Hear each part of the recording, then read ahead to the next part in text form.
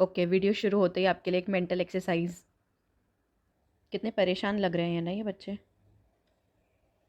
Hello everyone, my name is Kanika. Welcome back to स्पेड्यूकेशन। And शायद कुछ लोग वो पिक्चर्स देख के समझ गए होंगे हमारा आज का टॉपिक, और शायद कुछ लोग ना भी समझे हों। पर ज़्यादा ज़रूरी ये है कि क्या हम इन चीज़ों से अवेयर हैं, क्या हम इन चीज़ों को सोसाइटी में एक्सेप्ट कर रहे हैं। सो या today we are going to talk about learning disability. ये कुछ एग्जाम्पल्स हैं, कुछ फ़ोटोज़ हैं जो हमारे आज के टॉपिक से रिलेटेड हैं।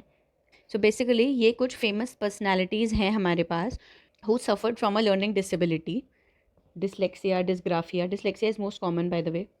सो एग्जैक्टली क्या चीज़ है ये, और कैसे आपको पता चल सकता है, और लर्निंग डिसेबिलिटी में बच्चों को क्या क्या प्रॉब्लम्स आ सकती हैं, कौन सी कॉमन लर्निंग डिसेबिलिटीज़ हैं जो आपको देखने को मिल सकती हैं, और आप कैसे उनसे डील कर सकते हैं। बहुत वाइड एरिया है। जनरल एजुकेटर्स, स्पेशल एजुकेटर्स, हमारे पेरेंट्स, बच्चों के सिबलिंग्स, बच्चों के friends. Basically if you are a part of this society you should know about this thing.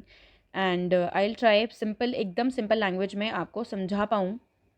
And ये वीडियो बेसिकली हम 2 या मे बी 3 पार्ट्स में कंप्लीट करेंगे। एंड इस वीडियो की पीडीएफ आपको एज़ यूजुअल टेलीग्राम पर मिल जाएगी, एंड इंस्टाग्राम और फेसबुक पे भी आप हमारे साथ जुड़ सकते हैं। सबसे पहले अगर हम बात करें लर्निंग डिसेबिलिटी होती क्या है, like a proper definition, so we can describe it as a neurobiological disorder that affects people's ability to either interpret what they see or hear or link the information from different parts of brain. Learning disability क्या है? एक neurobiological disorder है। Basically आपके nervous system की dysfunctioning है ये, जिसमें इनमें से कोई भी सिचुएशन हो सकती है। पहली चीज़, बच्चा इंटरप्रेट नहीं कर पाएगा जो वो देखेगा या सुनेगा। ठीक है, मतलब बच्चे ने अगर कोई चीज़ देखी या सुनी तो शायद वो उसका मतलब ना समझ पाए, या फिर बच्चा अपने डिफरेंट पार्ट्स ऑफ ब्रेन की इंफॉर्मेशन को लिंक नहीं कर पाता। एक पार्ट है जो आपको ऑब्जेक्ट्स की फॉर्मेशन में हेल्प करेगा, दूसरा पार्ट उसको अंडरस्टैंड करने में हेल्प करेगा, तीसरा पार्ट में भी कुछ कॉन्क्रीट कॉन्सेप्ट, कुछ एब्स्ट्रैक्ट कॉन्सेप्ट। अब ब्रेन के अलग अलग पार्ट्स में जाती है सारी इन्फॉर्मेशन। सो लर्निंग डिसेबिलिटी के केस में क्या होता है, बच्चा डिफरेंट पार्ट्स ऑफ ब्रेन की जो इन्फॉर्मेशन है उनको लिंक नहीं कर पाता, सही मतलब नहीं निकाल पाता कई बार चीज़ों का। जैसे ये आपको दिखाया है यहाँ पे, इस बच्चे के ब्रेन में कैसे पूरा हौच पौच हो रखा है ना। ब्रेन के कुछ पार्ट में कोई इन्फॉर्मेशन है, कुछ पार्ट में कोई इन्फॉर्मेशन है, वो इनको एक साथ लिंक नहीं कर पा रहा, और इन्फॉर्मेशन जो है वो सही तरह से ऑर्गेनाइज नहीं हो पा रही। As compare to a child जिसको लर्निंग डिसेबिलिटी नहीं है, वो अपने ब्रेन के डिफरेंट पार्ट से इन्फॉर्मेशन को ऑर्गेनाइज सही तरीके से कर पा रहा है और चीज़ों को सही तरीके से समझ पा रहा है। So, it refers to a heterogeneous group of disorders manifested by significant difficulties in acquisition and use of listening, speaking, reading, writing और mathematical abilities। Basically, जो आपके learning disabilities या LD के जो बच्चे हैं या LD का जो ग्रुप है वो एक heterogeneous ग्रुप होता है। किसी एक एरिया में डिफ़िकल्टी नहीं होगी, आपको अलग अलग बच्चे मिलेंगे जिनके अलग अलग एरियाज़ में डिफ़िकल्टी होगी। तो बेसिकली हेट्रोजेनियस का मतलब होता है जिसमें आपको वैरायटी मिलती है। ठीक है, सो यहाँ पे आपको ये एरियाज़ आप देख सकते हो कि बच्चे को कहाँ कहाँ डिफ़िकल्टी हो सकती है। बच्चे की लिसनिंग में, स्पीकिंग में, रीडिंग, राइटिंग या फिर मैथमेटिकल एबिलिटीज़ में हमारे बच्चे को डिफ़िकल्टी हो सकती है। ये टाइप्स हम अभी आगे पढ़ेंगे। Then these disorders are intrinsic to the individual. Intrinsic मतलब ये इंडिविजुअल के अंदर है, आप बाहर से देख के नहीं बता सकते। And presumed to be due to central nervous system dysfunction. जैसा मैंने आपको पहले बताया, आपका जो सेंट्रल नर्वस सिस्टम है उसमें डिसफंक्शनिंग है, इन्फॉर्मेशन सही तरीके से प्रोसेस नहीं हो पा रही, इस वजह से ये डिफ़िकल्टी होती है। And it may appear across the life time. Just like slow learning, autism, ADHD, ये सब डिजीज़ेज़ नहीं हैं, बीमारियां नहीं हैं, सो ऑब्वियसली इनका क्योर नहीं होता। ठीक है, हम इंटरवेंशन प्रोग्राम्स करते हैं, हम इसके लिए स्टेप्स ले सकते हैं कि कैसे हम इनके जो इफ़ेक्ट्स हैं उनको रिड्यूस कर सकते हैं। Problems in self regulatory behaviour, social perception and social interaction में एग्जिस्ट। जो हमारे LD के बच्चे हैं उनको किन किन एरियाज़ में प्रॉब्लम आ सकती है।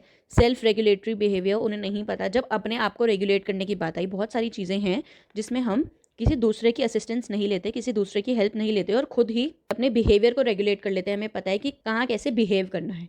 सोशल परसेप्शन में और सोशल इंटरेक्शन में प्रॉब्लम आ सकती है।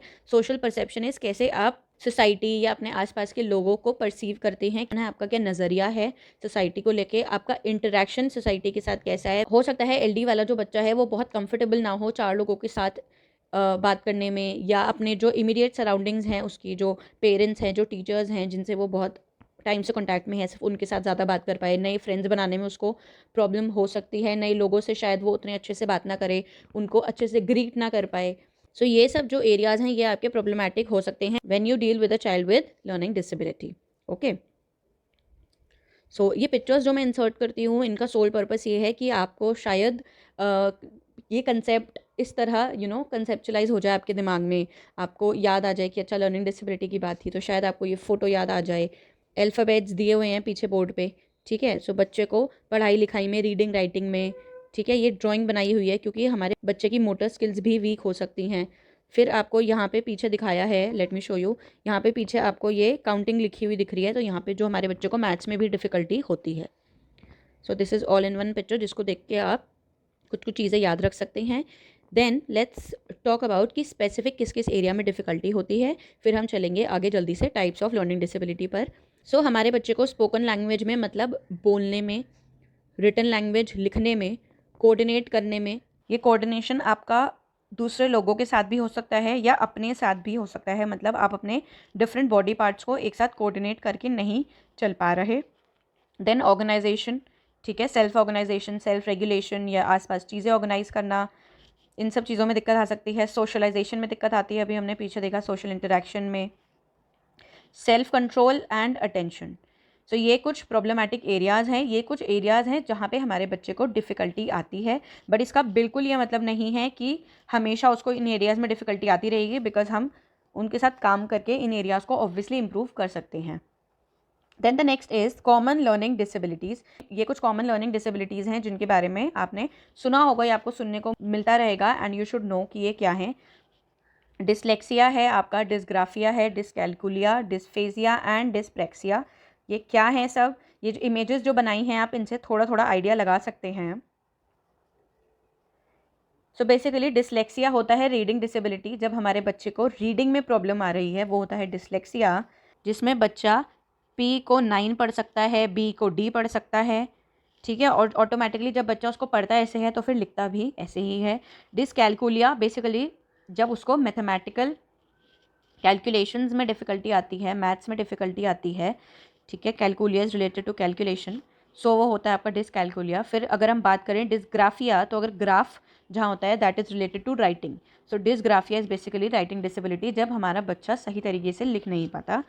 Next is dyspraxia. डिस्प्रैक्सिया अगर हम बोलें सो ये है आपकी मोटर स्किल्स डिसेबिलिटी, जहाँ पे बच्चा अपनी मोटर स्किल्स को अच्छे से, मतलब बच्चों की मोटर स्किल्स बेसिकली अच्छे से डेवलप नहीं हो पाती, ठीक है। ग्रॉस मोटर, फाइन मोटर, बच्चा शायद अच्छे से लिख नहीं पा रहा, इसलिए नहीं क्योंकि वो उसको लिखने में डिफ़िकल्टी है, बट इसीलिए क्योंकि उसकी मोटर स्किल्स में डिफ़िकल्टी है, उसकी फाइन मोटर स्किल्स सही नहीं है, वो पेंसिल प्रॉपर्ली होल्ड नहीं कर पा रहा और इस वजह से वो नहीं लिख पा रहा, तो वो होगा आपका डिस्प्रैक्सिया।